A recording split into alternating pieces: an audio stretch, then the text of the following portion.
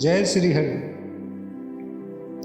नमस्कार दोस्तों, पद्म महापुराण के चौथे अध्याय में आपका बहुत बहुत स्वागत है। आपने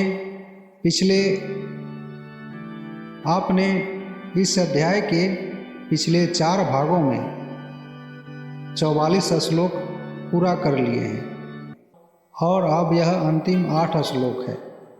पद्म महापुराण उत्तरखंड अध्याय 4 के अंतिम श्लोकों 45 से 52 को प्रस्तुत कर रहे हैं। यह खंड वृंदा और जालंधर के विवाह, शुक्राचार्य का आशीर्वाद और नारद जी का वर्णन और अंत में राहु के रहस्य के खुलासे के साथ समाप्त होता है। तो चलिए शुरू करते हैं।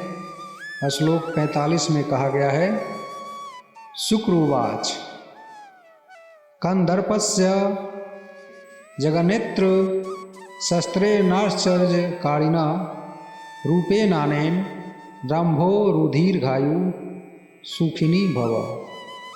शुक्राचार्य बोले, हे वृंदा, तुम्हारा यह सौंदर्य कामदेव के अद्भुत अस्त्र के समान है।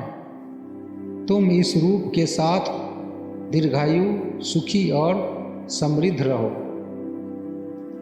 दोस्तों, शुक्राचार्य वृंदा को विवाह के समय आशीर्वाद देते हैं।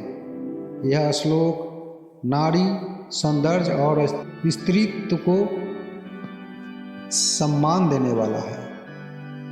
श्लोक 46 में कहा गया है, निर्माय स्वयमेव विस्मित मनः सौंदर्य सारेण यम स्वव्यापार परिश्रमस्य कलशम वेधा समारोपयत कंदर्प पुरुषम स्त्रियो विद्यते यस्मिन् दृष्टे सति द्रष्टव्याधि रूपमा रूपहि पति तम दीर्घनेत्रम भटम। जिसका अर्थ है, जिस पुरुष को देखे बिना स्त्रियां विवेक खो देती है, जो स्वयं विधाता की रचना का सौंदर्य सार है, वही ललाट पर कामदेव का पात्र है। ऐसे दीर्घनेत्र वीर पुरुष जालंधर को तुम पति रूप में प्राप्त करो। यह श्लोक जालंधर के रूप, पुरुषत्व और दिव्यता की अत्यंत सुंदर प्रशंसा है। शुक्राचार्य वृंदा को उसका सौभाग्य बताते हैं। श्लोक 47 में कहा गया है, नारद उवाच। श्लोक 47 में नारद जी कहते हैं, उपमेये विवाहेन गांधर्वे नार्णवातमजः वृंदाम तो दंपति जातो जनानंद करो नृप। नारद जी बोले, गंधर्व विधि से समुद्र पुत्र जालंधर और वृंदा का विवाह हुआ। दोनों दंपति बने और जनता के लिए हर्ष का कारण बने। दोस्तों, यहाँ नारद विवाह का प्रसंग संक्षेप में समेटते हैं। दोनों का मिलन स्वर्गीय और आदर्श रूप में दर्शाया गया है। श्लोक 48 में कहा गया है, चंचलत्वम परित्यक्तम तया जालंधरो अपि हि वृत्तेन वृद्ध कार्येन चकमे न पर स्त्रियम। जिसका अर्थ है, वृंदा के सदाचार और उत्तम व्यवहार के कारण जालंधर ने भी चंचलता छोड़ दी और किसी अन्य स्त्री की ओर कभी नहीं देखा। दोस्तों, यह श्लोक वृंदा की पतिव्रता शक्ति और प्रभाव का परिचायक है। जालंधर जैसा महाबली भी उसके प्रेम में पूर्ण रूप से समर्पित हो गया। श्लोक 49 में कहा गया है, कदाचित् सभासीनो दृष्ट्वा राहु शिरो ह्येतम कस्मात् कायार्ध शेषो अयमति पप्रच्छ भार्गवम। अर्थात एक दिन सभा में बैठे हुए जालंधर ने राहु का अधकटा शरीर देखकर शुक्राचार्य से पूछा, यह आधा शरीर क्यों है? दोस्तों, अब कथा एक और रहस्यमय मोड़ पर आती है। राहु के रहस्य को जानने की जिज्ञासा जालंधर को होती है। श्लोक 50 में कहा गया है, स तस्य कथयामास पूर्ववृत्तान्तमादितः यथा निर्मथितो देवः क्षीरोदो अमृत कारणात्। इसका अर्थ है, तब शुक्राचार्य ने उसे अमृत प्राप्ति के समय समुद्र मंथन की वह कथा सुनाई जिसमें राहु को देवताओं ने धोखे से अमृत पिलाया था।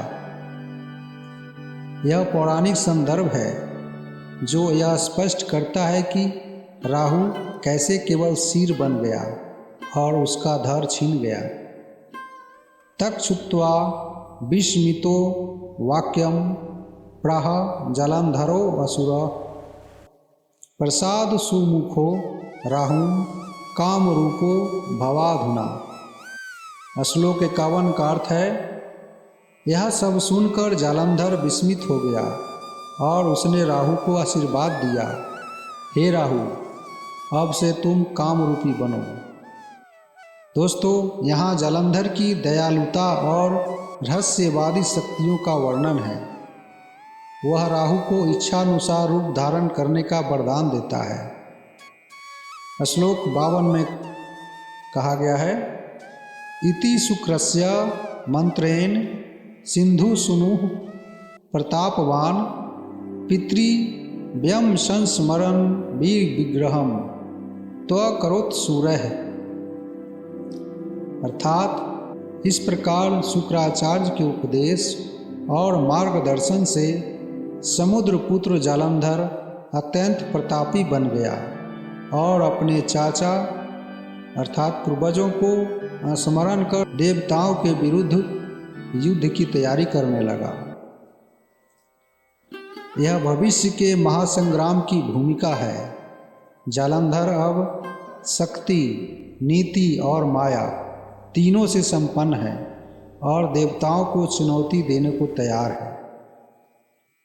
इति श्रीपाद्मे महापुराणे वृंदा विवाहो जालंधराभिषेको नाम चतुर्थो अध्याय। इस प्रकार श्री पद्म पुराण के उत्तरखंड के 6ठ भाग में नारद और युधिष्ठिर संवाद के अंतर्गत वृंदा विवाह और जालंधर का राज्याभिषेक नामक यह चतुर्थ अध्याय पूर्ण हुआ। दोस्तों, और इस प्रकार हुआ जालंधर और वृंदा का विवाह, जिसमें प्रेम था, तप था, पतिव्रता धर्म था और शक्ति का अद्भुत संतुलन था। परंतु कथा यहीं नहीं रुकती। अब जालंधर तैयार है युद्ध के लिए, देवताओं को चुनौती देने के लिए। कथा, क्या वृंदा की पतिव्रता शक्ति उसे अमर बनाएगी? क्या नारद की योजना और भगवान शिव की लीला उसे बदल सकेगी? देखिए पद्म पुराण की कथा के 5वें अध्याय में, जो पद्म पुराण की अमर कथा है। हर हर महादेव। जय श्री हरि, जय श्री हरि।